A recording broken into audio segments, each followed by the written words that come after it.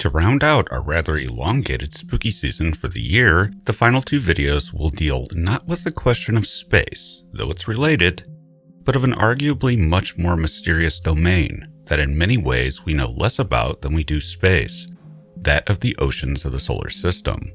Obviously, first and foremost of those are the oceans of our own water world, that make it the blue jewel. But within Earth's oceans there have been some mysteries that honestly are a bit creepy, and hint that we do not completely know what lurks in the depths. In this day and age, talk of the UFO-UAP phenomenon is hot with the recent and ongoing hearings in Congress on the matter. While traditionally associated with the air, the phenomenon does have an oceanic counterpart, as attested to by Rear Admiral Tim Gallaudet, a former administrator with the NOAA, testifying and recounting a story of a U.S. Navy submarine detecting what appeared to behave exactly like a Russian torpedo, chasing the sub, and then going on to overshoot the vessel, making for an unexplained encounter of something. Known as USOs, or unidentified submerged objects, they are anything the U.S. Navy sees underwater that it can't explain, including natural objects that can interfere with the operations of ships. Stories of this nature stretch all through history as sea monsters and the like, usually from observers in the distant past seeing animals that we now know exist, but they didn't know at the time. They were simply unknown creatures for the most part to at least some people. A good example is what must have been an amazing journey, preserved in a 10th century medieval text, regarding St. Brendan the Navigator, an Irish monk who set sail into the North Atlantic in search of the Blessed Isle or the Garden of Eden. The voyage is supposed to have happened sometime between 512 and 530. This text describes hell as an island they encountered, where great demons threw fiery slag onto the landscape, with rivers of gold fire flowing from it. Being from Ireland, they probably didn't know what that actually was, but it sounds a lot like a volcanic eruption, and it has to be said, Iceland is in that general area. Also described were great crystal pillars in the ocean, which again sounds something like icebergs. Finally though, they came across a giant sea monster they named Jasconius that is very likely to have been a large whale. In more modern times, however, when we did have a far better handle on what we were looking at regarding things in oceanic environments, there have still been further mysteries appearing regarding living things in the ocean that are, at the very least, disconcerting. In 1978, the U.S. Navy destroyer escort USS Stein had such an encounter. They noticed a dramatic increase in sonar noise in their systems, which was causing problems with their operations. When inspected, it was found that the no-fall rubber coating protecting the sonar dome had gashes and scratches across 8% of its surface. Inside the gashes, they found the remnants of claws that are found in the suction cups on the tentacles of the giant squid, a mysterious animal or group of animals in its own right that we know exists, but are rarely seen even today. The weird thing is that these claws were enormous in comparison to anything that had ever been found from these squid, hinting that there was an oceanic cephalopod out there that was substantially larger than anything that had ever been documented before. This species of giant squid has never been identified. Oddly, that may not be the only time this ship gets attacked by something, because while it retired out of U.S. Navy service, it was sold to Mexico's Navy, and they operated it for some years until relatively recently when they took it out of service. It's now laid up awaiting scuttling to become an artificial reef. It'll be interesting to see what ecosystem colonizes that ship and how that plays out, though it'll likely be relatively shallow, so may not encounter a giant squid again. Another incident is explained, but it's weird how it unfolded. In 1976, a U.S. Navy torpedo recovery boat was working in oceanographic research. They were using a submerged cargo parachute as a sea anchor until something got caught up in it. They had serious issues both with the ship and the winch the parachute was connected to, with the animal fighting it until it suddenly stopped fighting. It turns out that it was a 750-pound, 15-foot-long megamouth shark that had accidentally swallowed part of the parachute while struggling and suffocated. Despite its size, this was actually the first time anyone reported having physically seen this species of shark, which must be rather rare because there are still to this day only about 100 encounters with them nearly 50 years after the Navy battled one stuck in a parachute in the water. Another case of the accidental encounter of a then poorly known species by a naval vessel happened in 1955 aboard the USS Hale, a U.S. Navy Fletcher-class destroyer. It literally hit a new type of shark, at least to the U.S. Navy, tore it in half, and was dragging 40 feet of the shark on one side and a further 12 feet on the other side of the ship.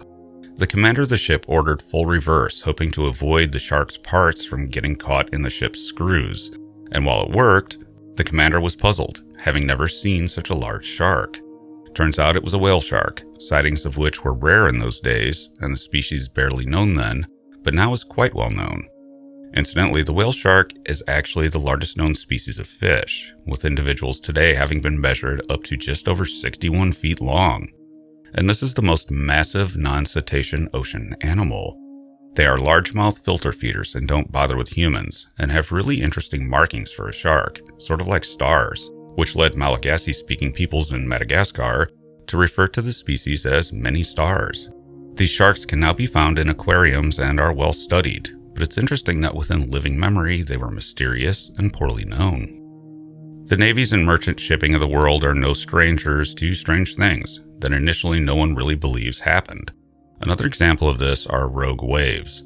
These things have been reported for centuries, but were actually treated with extreme skepticism by the scientific community, right until it became evident that they were very real. But they really only go back so far, and there's a reason for that. The bottom line is that wooden ships weren't very likely to survive an encounter with a rogue wave, and those that saw them did not usually live to tell about it. One early account was by a French scientist and naval officer named Jules Dumont d'Urville, who reported waves in the Indian Ocean a whopping 108 feet tall, and he had other witnesses, but was still ridiculed by the scientific community, which at the time believed that waves could not exceed 30 feet. The reason for the skepticism is that these waves average about twice or more the height of a normal ocean wave. That's a large margin. They are not the same thing as a tsunami. Those have been recorded worldwide since ancient times. But unlike a tsunami, which doesn't present a threat in the open ocean, just when it nears land and is caused by movement of the earth affecting the ocean. Rather, rogue waves occur when currents and winds cause waves to travel at different speeds, and occasionally that can result in several waves merging to create a single large wave, or if certain effects can cause energy to transfer between waves, resulting in a rogue wave. The first modern scientific evidence to surface that the anecdotes of rogue waves might be real didn't surface until 1984, when an oil platform in the North Sea measured a wave with a height of 36 feet moving past in relatively calm seas. This, however, seems to have been dismissed as either a mystery or mismeasurement issue until 1995, when a natural gas platform also in the North Sea measured a wave 84 feet high, but could not be ignored because not only was there an instrument measurement, but damage to the platform consistent with a wave of that height. Since then, rogue wave detections have become less rare, with heights up to 95 feet, a result of much greater satellite surveillance of the oceans, along with more oceanographic measurement. It's now known that rogue waves are very short-lived, localized, and usually happen far out to sea, but they pose a threat because ship designers usually did not design vessels to handle waves so far out of the norm in size, and they always were dangerous. The discovery of rogue waves actually solved a number of mysteries regarding the near loss of ships, loss of them, and tragic loss of human life in the past. There are many of these. One of these cases involves 3 lighthouse keepers. On December 15, 1900, they were tending the Flannan Isles Lighthouse in the Outer Hebrides of Scotland during a storm, and they simply disappeared without a trace. Given the weather conditions, the best conclusion was that they were swept away tending equipment, but may actually have been victim to a rogue wave hitting the west side of the island. Another incident was the famous RMS Lusitania, which was struck by a wave in the North Atlantic that was at least 80 feet, that actually reached the top of the ship's pilot house, smashing the bridge windows. Another account is particularly disturbing. On December 31, 1914, a lighthouse keeper on Trinidad Head on the coast of California spotted a wave approaching that washed almost completely over the lighthouse, reaching the lantern at the top and extinguishing it. The keeper survived, presumably from being up in the lantern, hoping the lighthouse held, But the lighthouse was located on a very high bluff, meaning that to do it, it was twice the size of a large rogue wave. It's something on the order of 200 feet. In 1916, the famous polar explorer Ernest Shackleton was in a small boat in the Southern Ocean and saw what he thought was a cloud bank, but it wasn't. It was the crest of an enormous single wave that nearly swamped his boat. He said that in all his experience at sea, that was the largest wave he'd ever seen.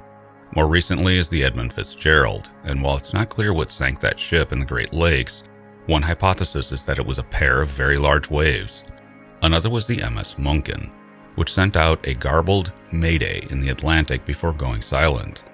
Some wreckage was found, but one lifeboat, unlaunched, was found, and there was evidence of it having been hit with extreme force, even though it was stowed almost 70 feet above the water.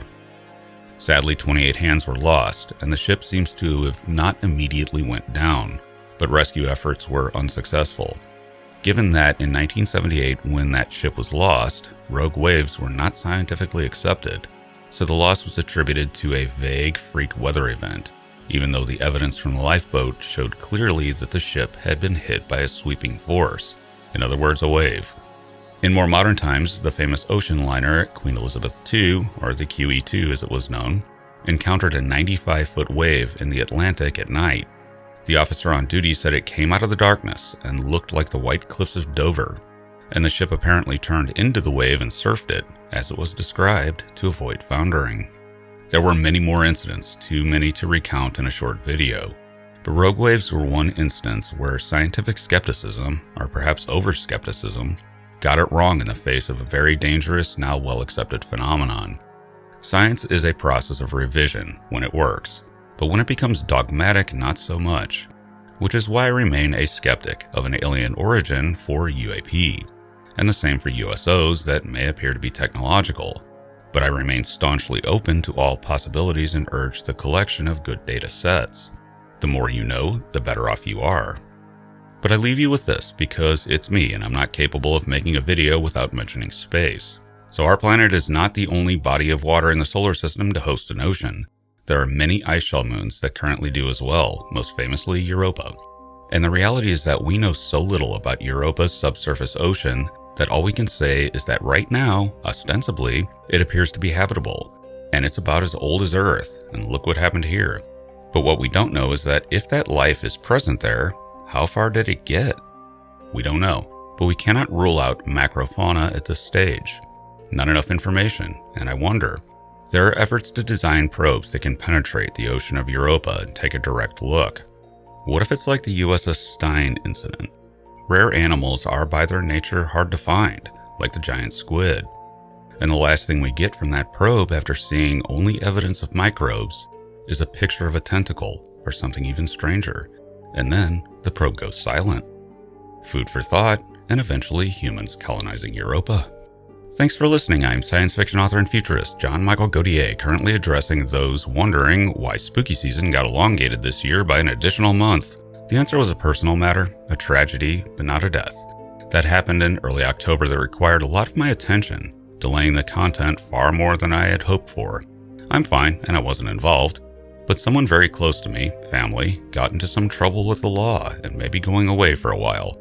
Anyone that's out there that's had to deal with that regarding a loved one knows that it's not easy. But onward we go, and on a nice note, the new book is coming along very well for a release in 2025. And be sure to check out my previous books at your favorite online book retailer and subscribe to my channels for regular in-depth explorations into the interesting, weird, and unknown aspects of this amazing universe in which we live.